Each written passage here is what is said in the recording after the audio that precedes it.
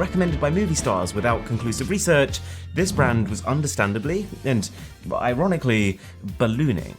Until 1981, where medical officers at the Center for Disease Control decided to name the breakout deadly immune system infection that was spiraling out of control at the time, AIDS.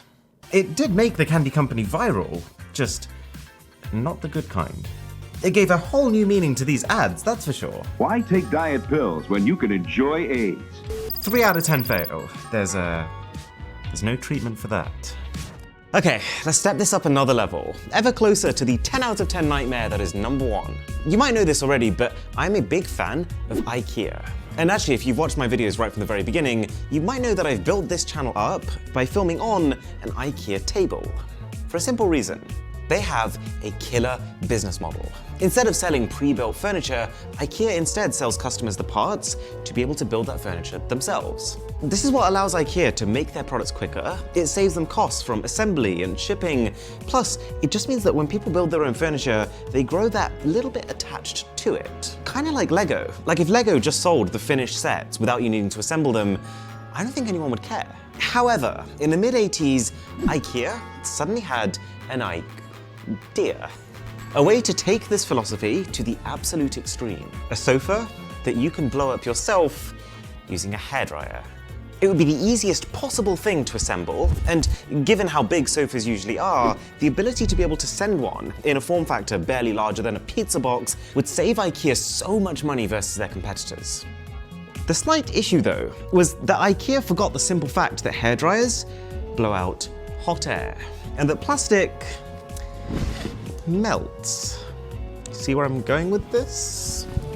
But even if you did manage to blow one up, these sofas weren't completely airtight, which led to a sinking feeling, and the fact that they were so unbelievably light meant that every time you sat down, they would move.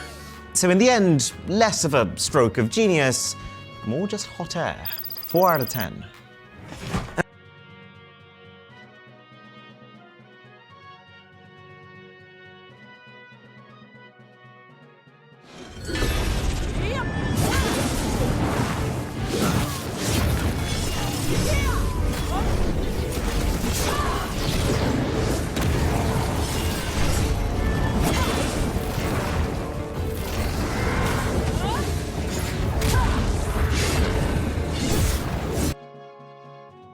And on a similar note of overlooking a simple but very important fact, Nintendo. Now, Nintendo is a company not afraid to experiment, and the Power Glove was possibly the most extreme example of that. This thing was straight out of science fiction. It turned your hand into the controller.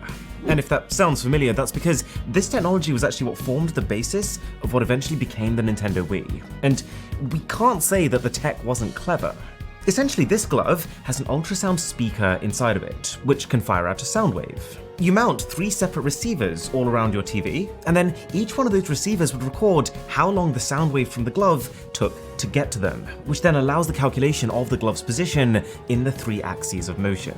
If all 3 receivers record the same time, for example, then they know the glove is in the middle. People were absolutely blown away seeing their hands projected inside of these games, and initial sales were through the roof. But the company forgot about one quite important facet. It needed to be fun.